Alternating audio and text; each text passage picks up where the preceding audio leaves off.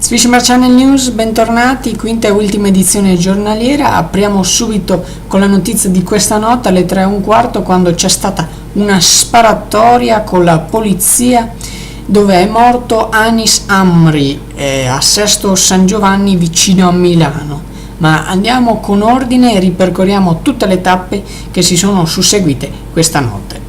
Allora, Anis Amri arriva alla stazione di Sesto San Giovanni e questo è ancora ignoto come ci sia arrivato fin lì.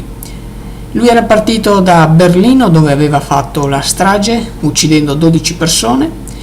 Successivamente sarebbe passato in Francia eludendo i controlli tedeschi.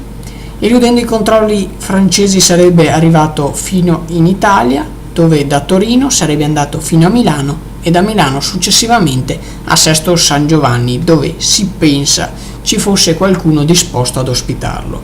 Una rete criminale che per ora non è ancora stata scoperta.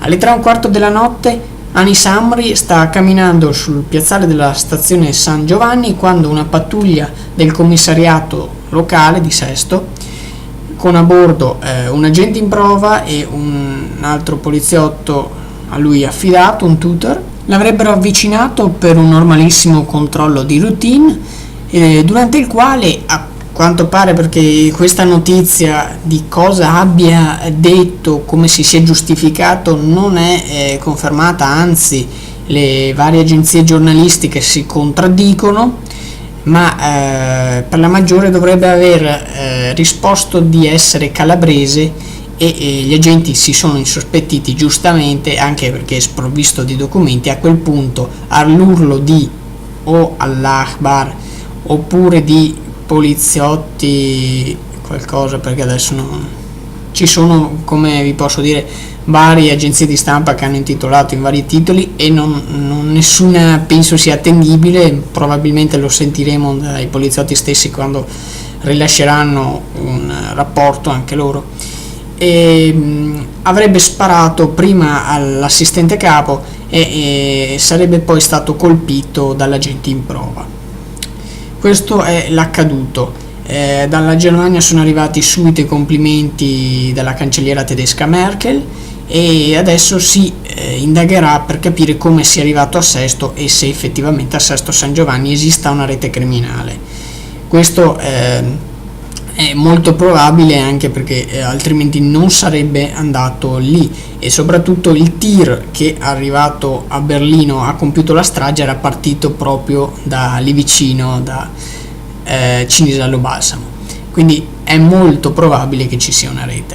La seconda notizia principale della giornata è il dirottamento di un aereo libico con 118 persone a bordo, nel quale è stato dirottato che doveva arrivare allo scalo di Tripoli e tuttavia non c'è mai arrivato, anzi ha sorvolato ed è stato fatto atterrare alla Valletta di Malta. Inizialmente molto probabilmente la meta era Roma, secondo prime indiscrezioni. I dirottatori hanno sequestrato l'aeromobile, 118 persone, e circondati dalla polizia maltese si sono arresi dopo 2 ore e dopo aver liberato gli ostaggi. A bordo avevano delle bombe finte.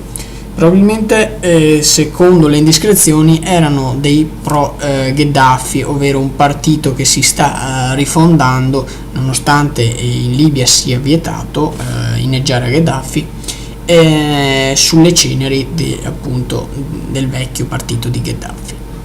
Queste erano le principali notizie all'1 della notte. Noi ci rivediamo con la prossima edizione di Swisher Channel News alle 10 di domani e successivamente con le altre 2 alle 20:30 e all'1.